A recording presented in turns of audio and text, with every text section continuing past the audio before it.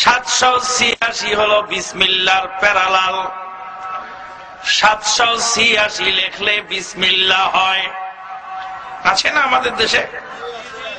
786 যদি বিসমিল্লাহ হয়, 786 বলে মুরগি জবাই করলে হালাল না হারাম? 786 বলে খানা খেলে খানাটা সুন্নতি তরিকায় হলো না হলো না? 786 বলে বিবির সাথে মেলামেশা করলে বৈধ তরিকায় হলো কি হলো না?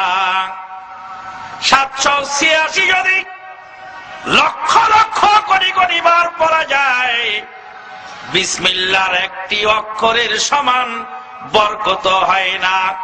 ইহুদি নাসারারা মুসলমানদেরকে বিসমিল্লাহর বরকত থেকে বঞ্চিত করার জন্য 786 দিয়েছে। কোরআন হাদিস তন্ন তন্ন করে দেখুন তো, বিসমিল্লাহর 786 তে বিসমিল্লাহ কোথায় আছে?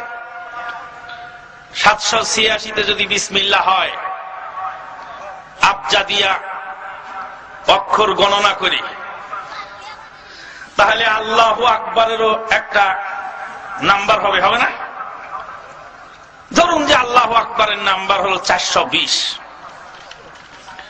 আর আউযুবিল্লাহর নাম্বার হলো 626, আর বিসমিল্লাহর নাম্বার হলো 786, আর সূরা ফাতিহার নাম্বার হলো 1832।